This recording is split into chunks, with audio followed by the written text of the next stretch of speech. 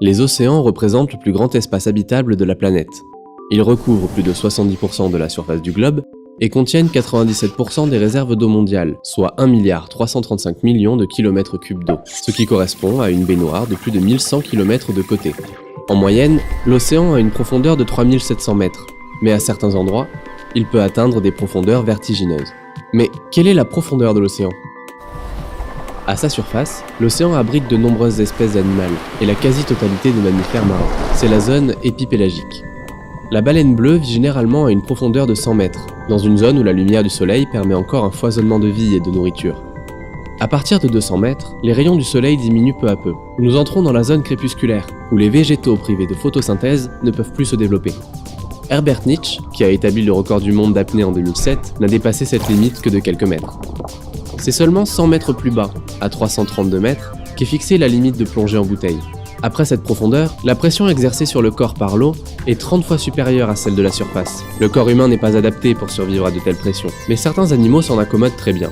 Le cachalot par exemple, peut descendre à des profondeurs moyennes de 600 mètres, où il chasse ses proies favorites, les calamars géants. Le bâtiment le plus haut du monde, le Burj Khalifa à Dubaï, atteint à peine les 828 mètres. Un peu plus bas, à 1000 mètres, l'obscurité devient totale. Les rayons du soleil n'atteignent plus cette profondeur. La nuit est permanente. Les espèces présentes sont presque toutes aveugles. La plupart vivent à proximité des sources hydrothermales, où la température peut atteindre les 400 degrés Celsius. C'est à cette profondeur, à 3000 mètres, que la baleine à bec de Cuvier vient chasser. Cette baleine est le mammifère capable de plonger le plus profond. L'épave du Titanic repose, elle, par 3821 mètres de fond. Elle a été découverte en 1985, soit plus de 73 ans après son naufrage.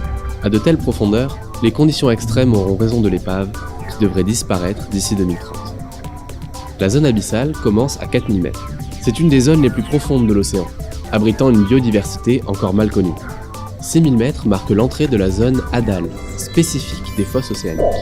La fosse la plus profonde du monde est celle des Mariannes, dans l'océan Pacifique.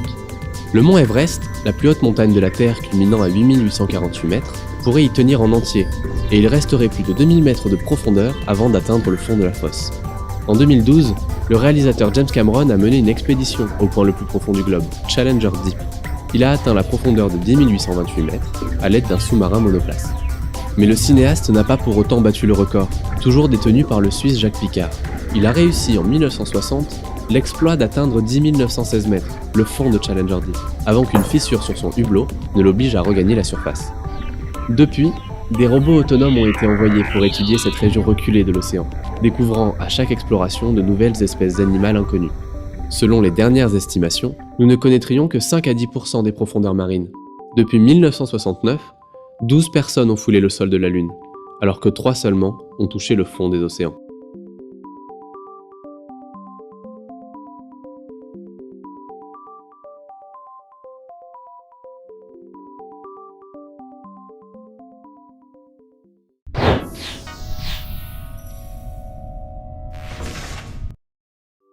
Si vous avez aimé cette vidéo et pour plus de contenu scientifique, n'hésitez pas à vous abonner.